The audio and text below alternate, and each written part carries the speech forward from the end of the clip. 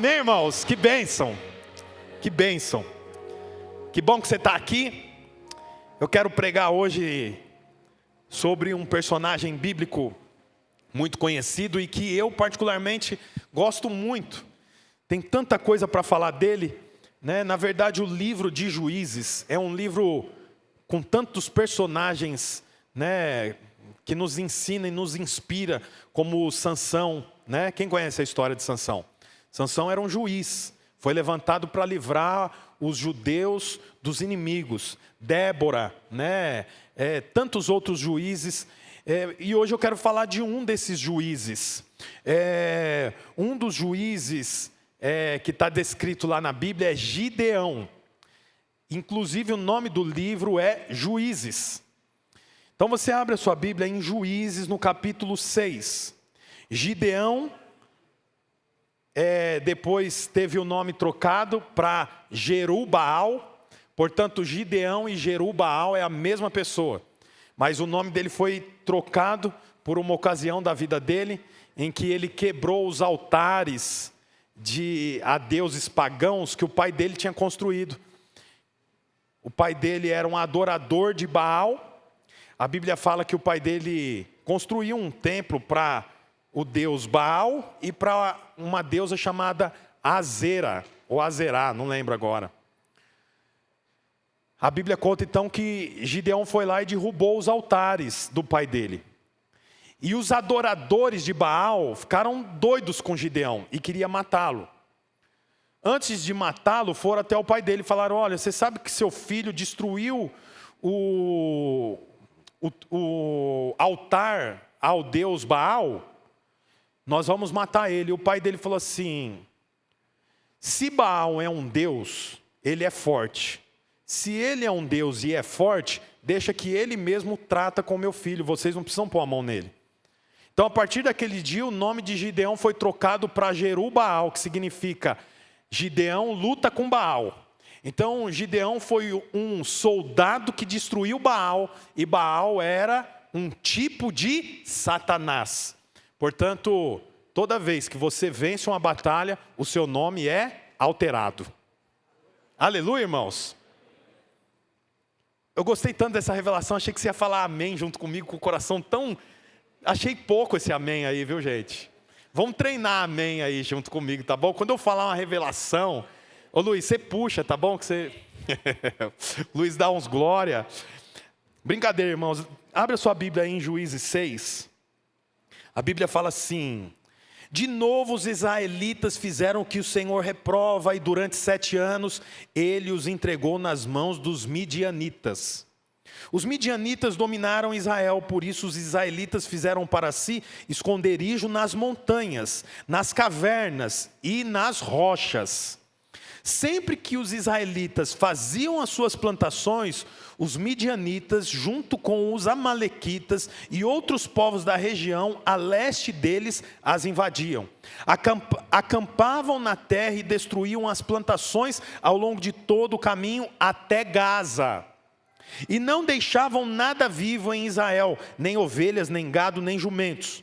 Eles subiam trazendo os seus animais e as suas tendas, e vinham como enxames de gafanhotos. Era impossível contar os homens e os seus camelos. Invadiam a terra para devastá-la por causa de Midian. Israel empobreceu tanto, olha que interessante, empobreceu tanto que os israelitas clamaram por socorro ao Senhor. Você vê que momento que os israelitas clamaram por socorro ao Senhor? Quando eles empobreceram. Você vê a necessidade do homem de ter uma vida confortável, de ter dinheiro, de ter bens. Porque naquela época não tinha o dinheiro que nós temos hoje, mas era trocava animal por comida, trocava tomate por cebola. E a Bíblia fala que os midianitas vinham e pisavam, destruíam a plantação. Então, quando os israelitas olharam um para o outro e viram que eles estavam empobrecidos, a Bíblia diz que eles clamaram ao Senhor. Depois que eles clamaram pelo Senhor, é interessante, vamos continuar aqui o texto. Quando os israelitas clamaram ao Senhor por causa de Midian, ele lhes enviou um profeta que disse: Assim diz o Senhor, o Deus de Israel: tirei vocês do Egito, da terra da escravidão. Eu os livrei do poder do Egito e da mão de todos os opressores. Expulsei-os e dei a vocês a terra deles. E também disse a vocês: eu sou o Senhor, o seu Deus. Não adorem os deuses dos amorreus, em cuja terra vivem, mas vocês não me deram ouvidos. Você vê quando que um povo empobrece? Quando não dá ouvido ao Senhor. A Bíblia está dizendo aqui que o povo empobreceu e clamaram ao Senhor. O Senhor enviou um profeta. O profeta disse o quê? O Senhor tirou vocês do Egito, livrou vocês durante todo o percurso no deserto. Ele falou para vocês que vocês são o povo dele e ele é o Deus de vocês, e que vocês não deveriam adorar outros deuses. Mas vocês não lhe deram ouvidos. Quero te falar uma coisa. Nem está isso aqui no meu sermão, mas vale a pena falar. A prosperidade começa no seu ouvido. A prosperidade não começa com o suor do seu rosto, que significa o quanto você trabalha, quantas horas você passa no escritório, quanto tempo você anda no seu carro dirigindo, no seu caminhão, quanto tempo você passa no seu ambiente de trabalho. Não. A prosperidade começa aqui, ó. Por conta deles não ouvirem o Senhor, eles empobreceram e agora estavam dominados por um povo inimigo. Bom, como eles clamaram ao Senhor, o Senhor mostrou para eles o erro. E qual foi o próximo passo? O próximo passo foi encontrar Gideão. A Bíblia fala que o Senhor vai até um homem e chama ele pelo nome, dizendo para ele: você vai libertar o povo da mão dos midianitas. Essa pregação aqui tem 4 pontos, eu pontuei 4 pontos, né? Fora esse que eu acabei de falar, mas sabe, quando alguém pede socorro ao Senhor, o Senhor não desce e vem fazer alguma coisa pela pessoa. Quando alguém clama e pede por socorro no seu casamento, quando alguém clama porque está percebendo que está passando por um tempo difícil, e ora ao Senhor, pede por socorro por conta das suas finanças, por conta do seu relacionamento, por conta da sua casa, por conta da sua família. Quando alguém ora e fala: Senhor, eu preciso de socorro. Quantos oram pedindo socorro para o Senhor? Talvez a gente não use a expressão Senhor me socorre, mas nós oramos: Senhor, estou com dificuldade no meu casamento, Senhor, minha mulher está tão difícil. Amém. Não é? Essa é a expressão dos homens, porque os homens são tranquilos. Eu não sei porque as mulheres arrumam confusão com os homens, são príncipes. Então, não é? Amém, é isso. Então quando... Esse é o poder do microfone, vai ficar na conta das mulheres por enquanto.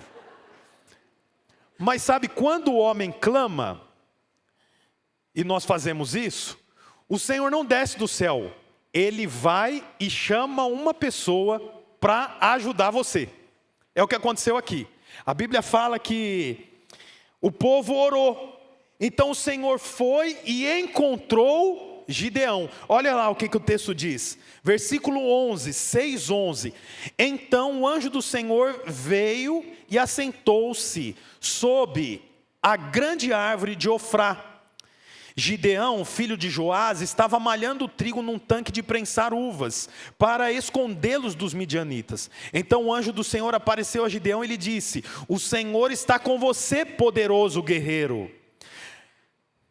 Ah, Senhor, Gideão respondeu: se o Senhor está conosco, por que aconteceu tudo isso? Onde estão todas as suas maravilhas que os nossos pais nos tanto contam quando dizem: não foi o Senhor que nos tirou do Egito, mas agora o Senhor nos abandonou e nos entregou nas mãos de Midian. O Senhor se voltou para ele e disse: com a força que você tem, vá libertar Israel das mãos dos midianitas. Então o povo estava orando. Quando o povo clamou por socorro, o Senhor ouviu e falou para eles: vocês não me deram ouvido, por isso que vocês estão vivendo isso, mas eu vou ajudar vocês. Então ele vai até Gideão e fala para Gideão: eu escolhi você para libertar o povo da mão dos midianitas. Então você sabe, isso aqui mostra algo para nós. Quando eu clamo ao Senhor por socorro, Ele vai levantar uma pessoa perto de mim. Você sabia disso? Porque Deus usa pessoas. Essa é uma frase que nós já conhecemos muito. Deus usa pessoas. O Senhor, o povo clamou: Senhor, nós clamamos por socorro. Estamos vivendo um tempo ruim. Estamos empobrecendo, não tem comida. Os animais estão sendo mortos. Então o Senhor não desce e pega na espada e vai lutar. Não, o Senhor faz o quê? Acha uma pessoa, pega essa pessoa e põe diante dos israelitas. Quero falar uma coisa que é muito próprio para nós que vivemos em comunidade. Você sabe que nós vivemos em comunidade, né, irmãos? Nós somos uma igreja. E eu já falei isso algumas vezes. Se nós fizermos uma avaliação de 1 minuto, você vai ver que você passa mais tempo com os irmãos da igreja do que com a sua própria família. Tem um dia na semana que nós nos reunimos na casa de alguém durante o ano inteiro. Chama célula. É ou não é assim?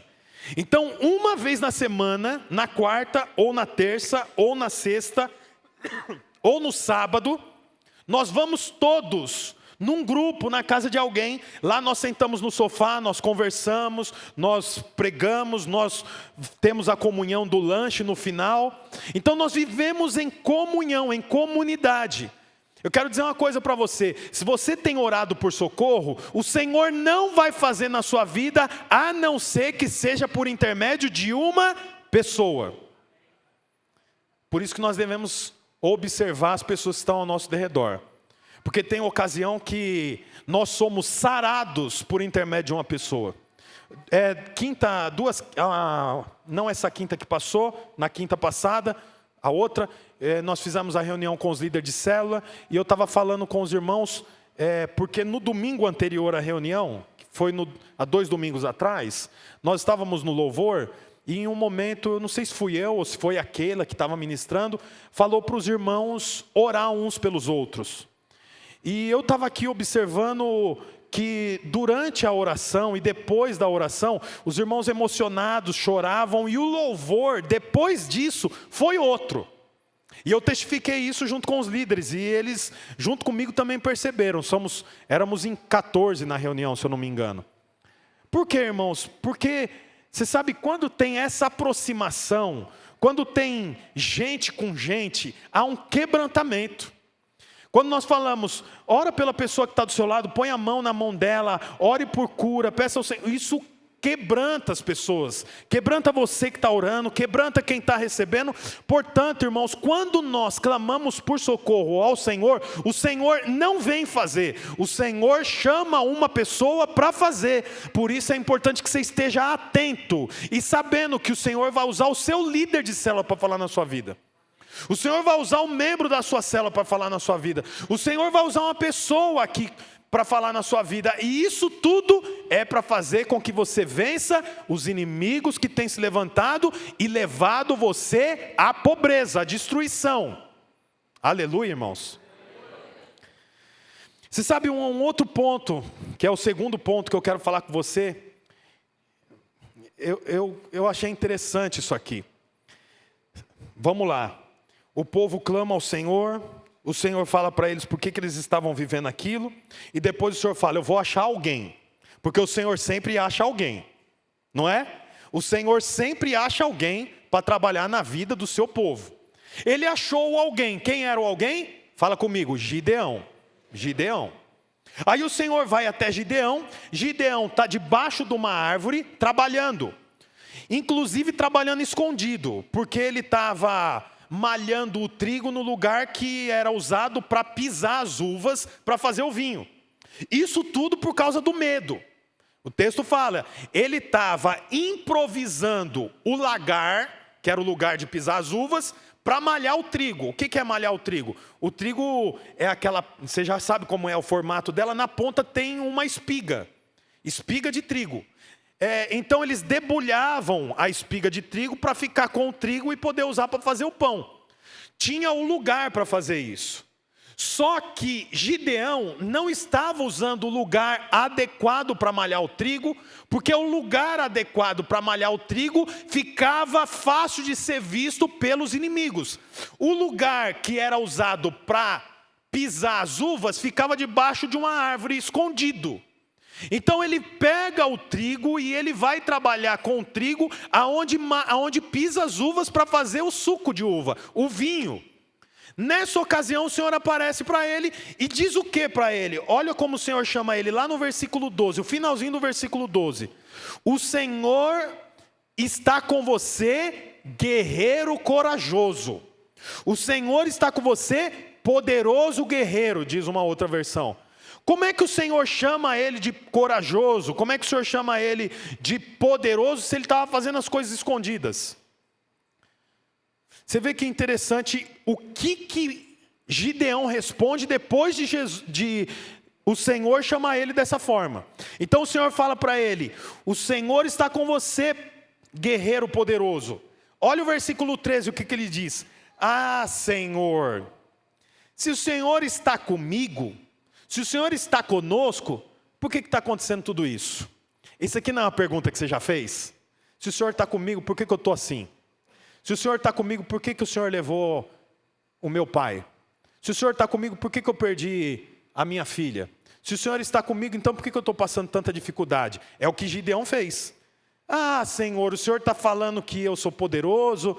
Se o Senhor está comigo, então por que está faltando comida?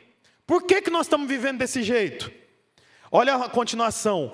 Onde estão as suas promessas? Onde estão as suas maravilhas que os nossos pais contavam quando diziam? Aí ele vai falar o que o pai dele contava. Olha lá. Não foi o Senhor que tirou a gente do Egito? Então quer dizer, ele está falando assim: cadê o Senhor que tirou a gente do Egito? Os nossos avós, nossos pais contavam que acontecia tantos sinais, tanta coisa boa. Aonde que o Senhor estava quando os midianitas vinham e pisavam na nossa plantação? O Senhor chamou ele de quê? Guerreiro poderoso, que ia livrar Israel da mão dos midianitas. E o que ele está fazendo aqui? Questionando o Senhor. Cadê o Senhor? Onde o Senhor estava? Quando nós estávamos sofrendo, o Senhor estava fazendo o que no bem bom aí no céu? É mais ou menos isso que ele está dizendo. Olha a continuação. Cadê? Onde estavam as suas maravilhas que os nossos pais contavam? Mas agora o Senhor nos abandonou e nos entregou nas mãos dos midianitas. Quer dizer, ele está falando: o Senhor esqueceu da gente. O Senhor nos abandonou. Quem está falando isso é Gideão, que no final da história venceu um exército que a Bíblia fala que não dava para contar, eles eram como gafanhotos. Ele venceu esse exército com 300 pessoas. Estou contando o final porque você já conhece a história. Mas olha no meio do processo o que ele fala: o Senhor nos abandonou. Cadê as promessas? Cadê as maravilhas que o Senhor diz que o Senhor fez? Aonde que está? Olha, no meio do processo, olha o que Gideão está questionando. Mas se você passar 2 folhas para frente, você vai ver que ele venceu os inimigos com 300 soldados. Por que eu estou dando tanta ênfase para esse momento aqui? Porque você pode estar no meio de um processo que você está questionando o Senhor. Eu quero dizer para você que o Senhor já vê o processo concluído lá na frente. Ele já vê você vencendo a enfermidade. Ele já vê você vencendo os desafios. Você não vê. E você pode estar questionando: cadê o Senhor? Tanta promessa. Eu venho no domingo, o pastor fala: você é justo, nós fomos justificados, nós somos abençoados. Cadê? Deixa eu te falar, não se sinta pesado fazendo esse tipo de pergunta, ou esse tipo de questão. Porque a próxima resposta é interessante. Olha o que o Senhor responde. Ele faz todos esses questionamentos, aí o Senhor olha e fala assim: o Senhor se voltou para ele e disse: com a força que você tem, vá libertar Israel de Midian. Você vê, o Senhor não corrige ele, fala: que absurdo é esse aí que você está perguntando aí, rapaz? Com quem você está falando? Para com isso. Não, o Senhor fala: vai com essa força. Você sabe, esse ponto, que é o segundo ponto da pregação, eu dei o nome de dedo na garganta. Porque o Senhor colocou o dedo na garganta de Gideão exatamente para ele vomitar tudo isso. Sabe por quê? Porque tinha uma fonte dentro de Gideão, mas estava entulhado. Estava entulhado. Entulhado com o quê? Com a indignação. Entulhado com a autocomiseração. Sabe o que é autocomiseração? Dó de si próprio. Como é que pode eu estar vivendo isso? Nunca fiz mal para ninguém. Meu marido é que fez. Eu não. Eu sou tão bom, eu não faço mal para ninguém, como é que eu posso estar vivendo por isso? É mais ou menos o que Gideão está falando, cadê as promessas? Olha aí, eu estou improvisando o lugar onde faz vinho, para mim fazer um pouquinho de comida para mim comer, cadê o Senhor? Então sabe, havia uma fonte de água dentro de Gideão, mas estava entulhado. A fonte não podia vir para fora, por quê? Porque tinha entulho. Então o que o Senhor faz? Põe o dedo dentro da garganta de Gideão. Gideão vomita, é a mesma coisa que ele fez com Elias. Ele chega para Elias, Elias está numa caverna, ele fala o que para Elias? O que você está fazendo aqui? Ele fala assim, eu fui o único que sobrei. Todos os profetas foram mortos. Agora eu estou sendo ameaçado por Jezabel, e ninguém faz nada por mim, eu quero morrer. Aí depois disso o Senhor fala, come pão, bebe água e vai que tem coisas para fazer na sua vida. Você vê, o Senhor só continuou o que tinha para fazer na vida de Elias, depois que ele desentulhou. O Senhor pôs o dedo na garganta dele. Você sabe, tem ocasião que o Senhor coloca o dedo na nossa garganta. Por quê? Porque Ele sabe que tem água para jorrar dentro de nós. Sabe o que é colocar o dedo dentro da garganta? São situações que te tiram do conforto. Eu não sei, esses dias atrás estava conversando com alguém sobre isso, né? Eu acho engraçado como é que criança tem facilidade para vomitar. Já percebeu? Não custa nada, elas vomitam. Agora adulto, como é que... Eu nem sei quando foi a última vez que eu vomitei. Agora criança não. Criança vomita rápido. Por quê? Porque é muito ruim, aquilo dói o estômago. Eu lembro a minha filha, a Elisa, ela sempre vomitava bastante. Acho que ela comia bastante. Tomava coca, comia Maria Mole com coca, sabe? Essas coisas de criança. Ela falava assim, tô com ânsia. Ela amarrava o cabelo dela, ajoelhava na privada, voltava. O que foi, filha? Não, eu vomitei ali. Agora adulto tem dificuldade para vomitar, porque assim, que vão pensar de mim, né? Não é uma coisa horrível, né? Vou tirar de dentro de mim o que já está lá. Então você segura, você se aguenta. Criança não. Quero falar uma coisa para você, meu irmão. O Senhor ocasiona em você a ânsia para que a fonte de água viva possa sair. Sabe, você tem que abrir o seu coração, falar o que tem dentro de você, orar ao Senhor. O Senhor levanta pessoas para te ajudar, procura essas pessoas, vomita. Mas em especial, fala para Deus, Senhor, eu não entendo nada de favor, toda hora o favor de Deus, o favor, nós estamos debaixo de favor. Eu não consigo entender, eu não consigo viver isso.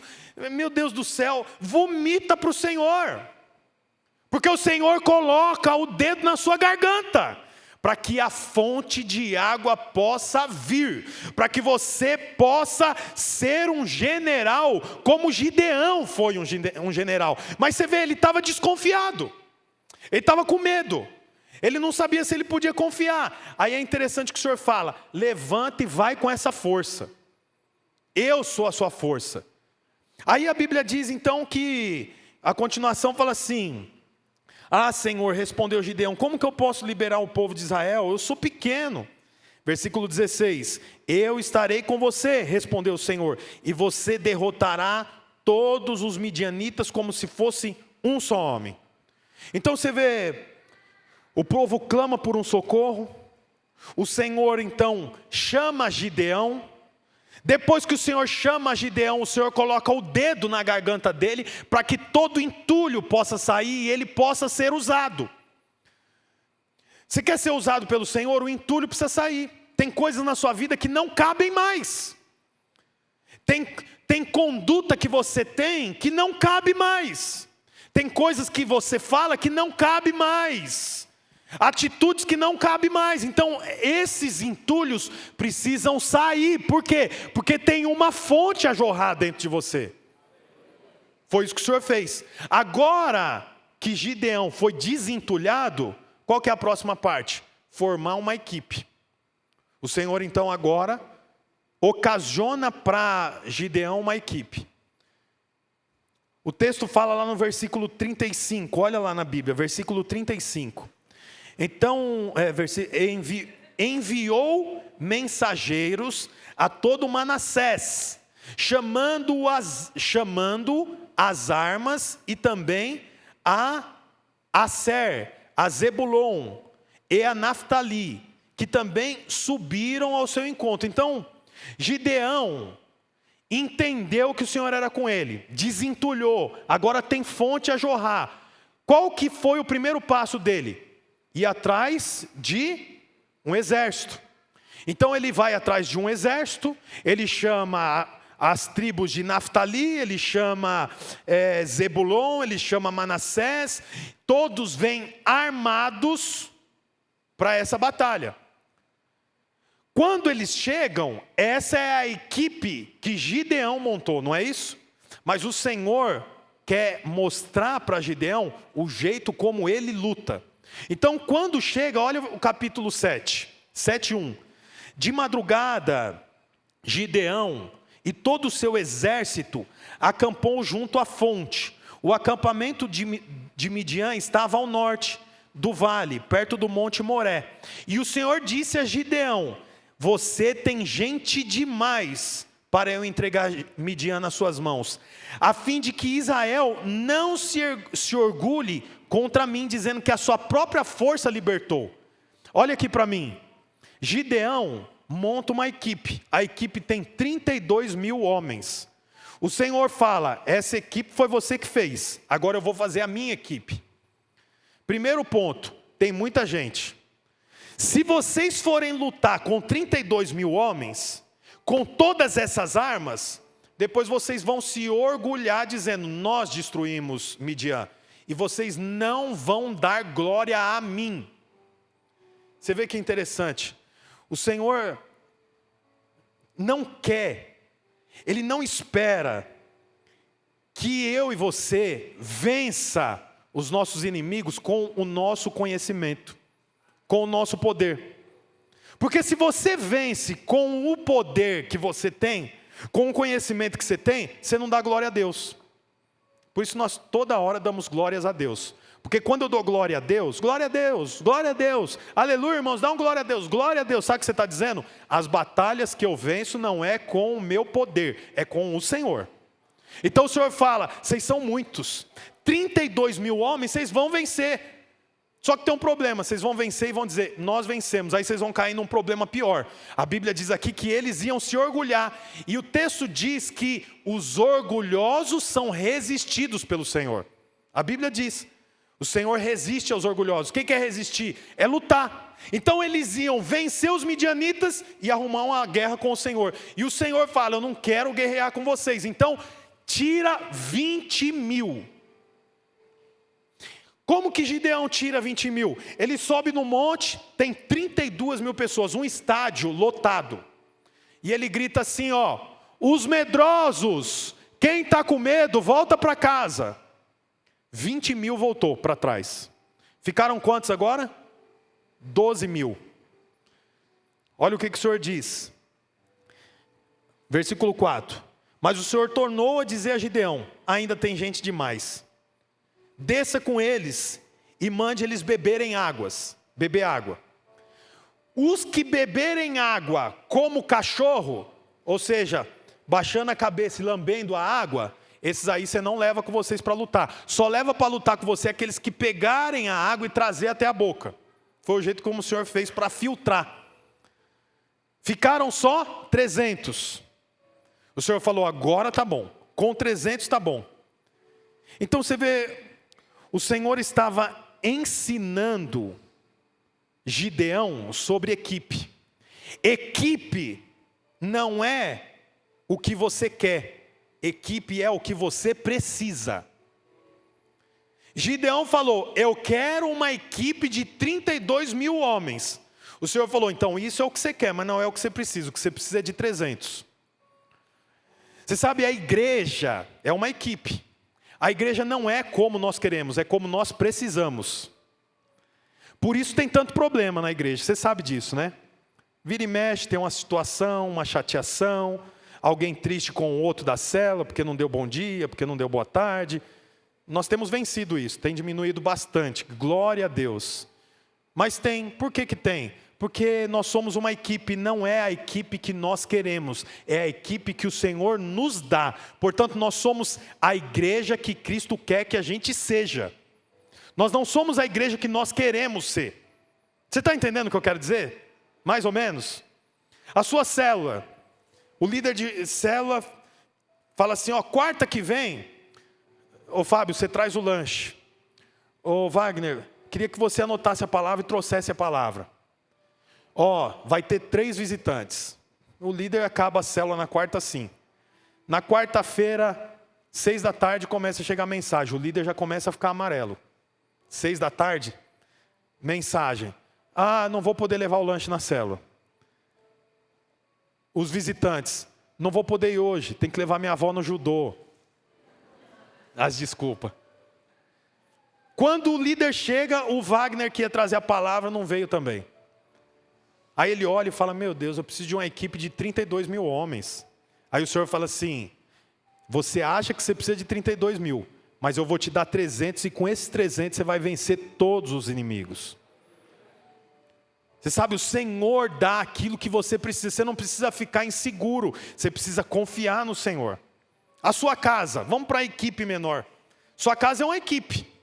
Você olha para o seu filho, você olha para a sua filha, você olha para a sua esposa. A esposa olha para o coitado do marido, né, tadinho. Aí você fala, meu Deus, minha mulher podia ser diferente, né? Ele não fala, né, ele pensa. O marido está rindo assim, ó, para você, ele está pensando, nossa, podia ser outra. Podia ter casado com outra. Oi, tudo bem? A esposa olha e fala, meu Deus, quando que esse homem vai se converter, vai começar a orar de verdade? E os filhos, meu Deus, é um trabalho, esses meninos não obedecem. Chega em casa de madrugada, aí você fala, não, tem alguma coisa errada. Eu queria uma equipe de 32 mil homens. Senhor, eu oro para o Senhor, Ele me dá só 300. Pois é com essa equipe que você vai vencer todos os desafios, confiando no Senhor. Então o Senhor ensina Gideão sobre equipe. O Senhor ensina Gideão sobre como conduzir isso. E o melhor, agora com 300, eles vão enfrentar um exército incontável. Detalhe, quando aqueles primeiros 20 mil foram embora, eles levaram as armas.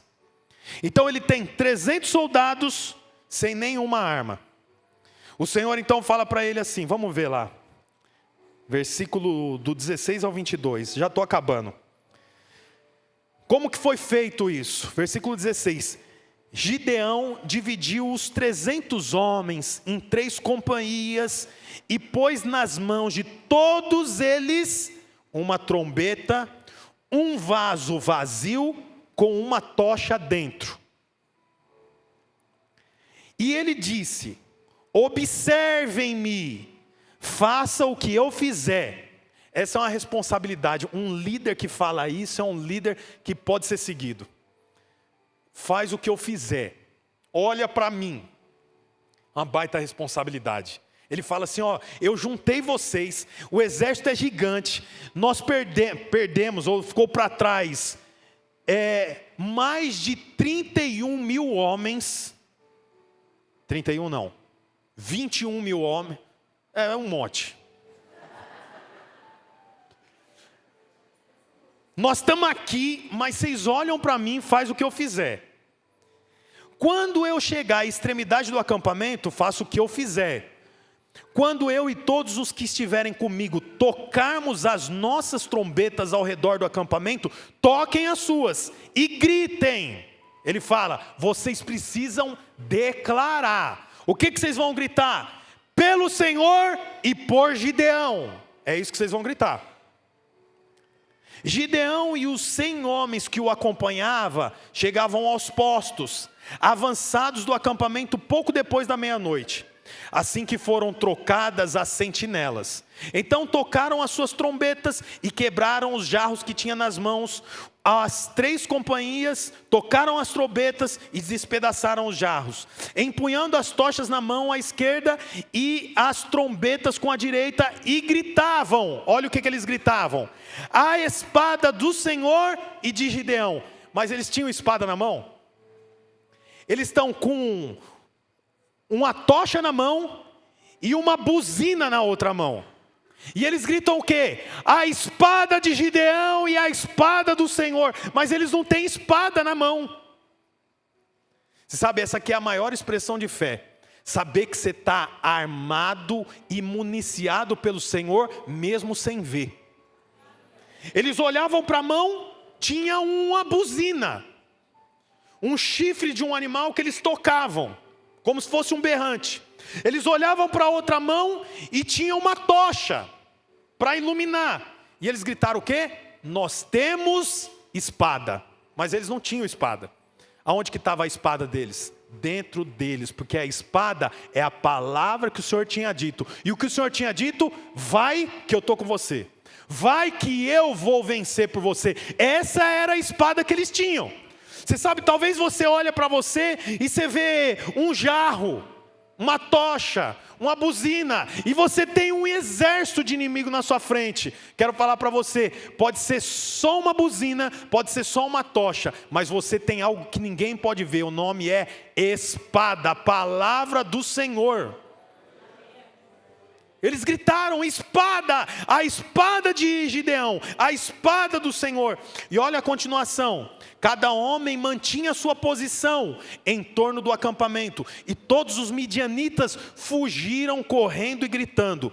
Quando as 300 trombetas soaram, o Senhor fez que em todo o acampamento os homens se voltassem um contra os outros, contra as suas próprias espadas.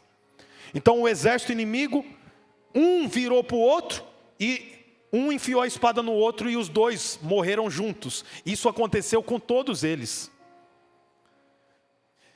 Eu disse para você que os israelitas clamaram por socorro.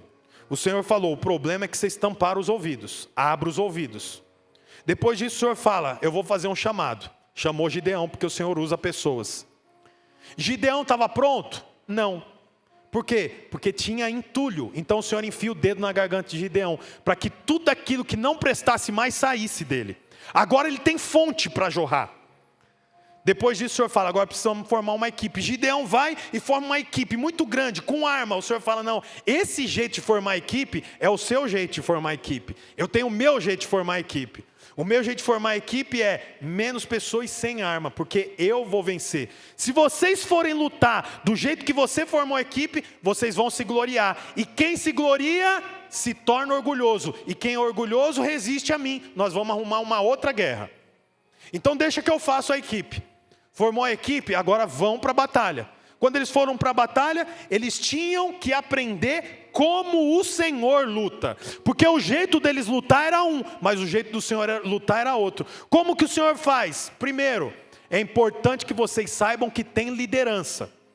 A Bíblia fala que Gideão foi à frente e separou 3 grupos de 100. Mas quem estava à frente? Gideão. O que o Senhor quer mostrar? O Senhor quer mostrar que existe liderança. Não é baderna, não é anarquia. A liderança precisa ser valorizada. A liderança precisa ter responsabilidade. A liderança vai à frente. É o jeito como o Senhor está mostrando para eles. Porque eles não sabiam como lutar.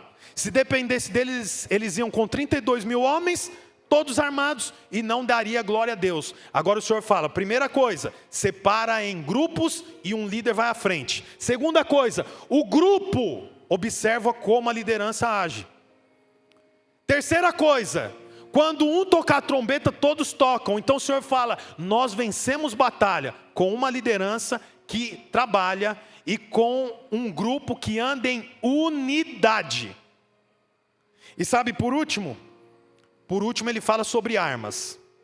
Agora peguem as armas de vocês. Todo mundo está esperando arco e flecha, espada, adaga, machado. O Senhor fala, pega um vaso, pega uma trombeta e pega uma tocha. E sabe, esses 3 componentes, cada um significa uma coisa. A trombeta fala do testemunho. Todo mundo ouviu. Quero falar para você que nós vencemos batalhas com o nosso testemunho. Nosso testemunho é que fala. As batalhas são vencidas com o testemunho que eu tenho. Então a buzina tocou, a buzina fala do testemunho. O vaso era um vaso vazio que foi quebrado. Esse aqui é eu e você. Nós só vencemos batalha quando nós nos quebrantamos. Eu preciso saber que eu não tenho valor. Para que servia o vaso, gente, na batalha? A Bíblia fala que todo mundo jogou o vaso quebrou, ninguém pegou o pedaço do vaso. Eles ficaram com uma mão na trombeta e uma mão na tocha. E o vaso não tinha valor. Da mesma forma eu e você. Enquanto nós acharmos que nós temos valor, nós vamos achar que as vitórias são vencidas por meu intermédio. E eu preciso saber que o meu lugar é de quebrantamento. Eu não tenho que ser lembrado. Quem tem que ser lembrado é o testemunho, que é a trombeta, e a tocha, que é o quê? O Espírito de Deus. E eu não sou lembrado. A vitória vem, mas eu estou quebrantado. As pessoas podem até tentar me montar de novo. Nossa, como você é bom. Nossa, como você é inteligente. Nossa, como a sua célula cresceu. As pessoas vão tentando montar de novo. Sabe o que você tem que fazer? O meu lugar é quebrantado. Tudo que está acontecendo na minha vida é porque há um testemunho e há o Senhor. A tocha é o Espírito de Deus. É por isso que nós vencemos exércitos incontáveis. Não é por causa de mim. Eu sou o vaso quebrado. Eu não conto com as minhas especialidades. Eu não conto com o que eu tenho de bom. Eu conto com o Espírito do Senhor e o testemunho. Só isso. E a Bíblia diz que os inimigos se voltaram um contra os outros. Eu quero declarar sobre a sua vida que você vai vencer todos os inimigos quando nós nos quebrantarmos. Não sou eu. Não é o meu conhecimento. Não é a minha qualificação. Não é as coisas que eu sei fazer. Mas é o que o Senhor faz por meu intermédio. É Ele quem faz. E aqueles 300 soldados apenas contemplaram a vitória do Senhor. Por quê? Porque o Senhor nos chama para uma obra consumada. Qual foi a última frase de Jesus na cruz? Está consumado. Está consumado está acabado. Então aqueles 300 homens, eles olharam o que o Senhor estava fazendo. Por quê? Porque é essa obra que o Senhor nos chama. O Senhor nos chama para uma obra que é Ele quem faz. E eu e você vamos para o campo de batalha ver o que o Senhor vai fazer. Nós nos posicionamos de forma quebrantada para observar o que o poder, o Espírito de Deus faz. Você crê nisso, irmãos? Fica de pé no seu lugar, então. Olá, você acabou de escutar mais uma de nossas pregações. Eu quero aproveitar e te fazer um convite para que você venha aqui nos conhecer pessoalmente em um dos nossos cultos. Também aproveite e nos siga nas redes sociais para mais informações. Deus abençoe e até mais.